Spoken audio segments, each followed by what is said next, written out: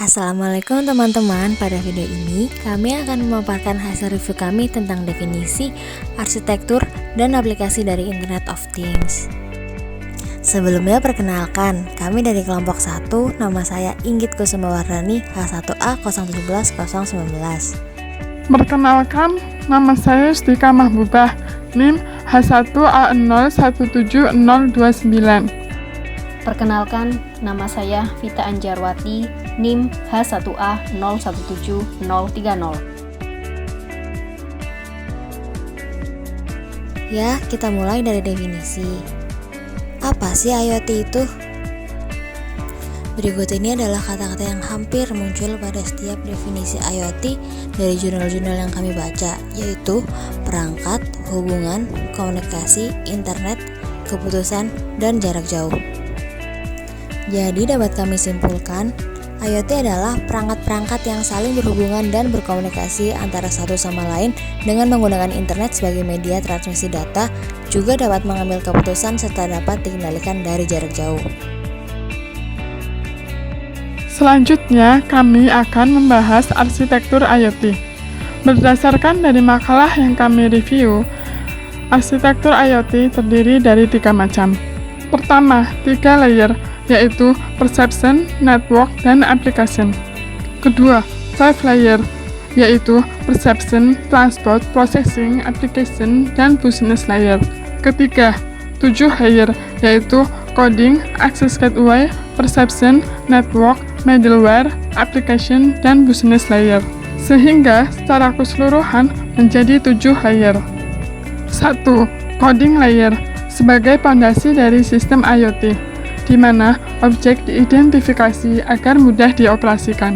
2. Perception layer disebut juga sensing layer atau physical layer. Tugasnya memperoleh data dari lingkungan dengan bantuan sensor dan aktuator. 3. Access gateway layer bertanggung jawab untuk mengelola komunikasi pertukaran pesan antar objek dan sistem pada lingkungan tertentu.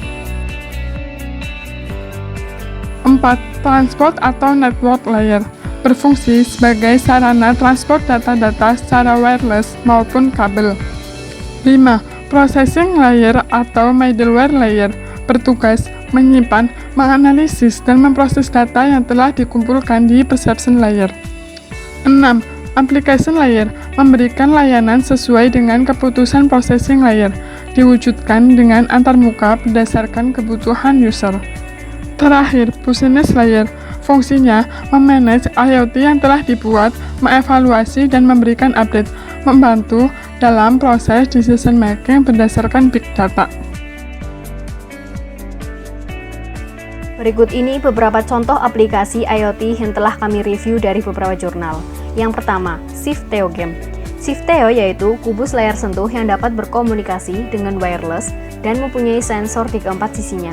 Pada Shifteo Game, terdapat program yang menggunakan SDK dari perusahaan Shifteo. Terdapat pula USB Radio Link 2,4 GHz sebagai media komunikasi dengan microcontroller. Lalu, semua data akan diproses oleh microcontroller ARM 32 bit. Yang kedua, Smart Hospital.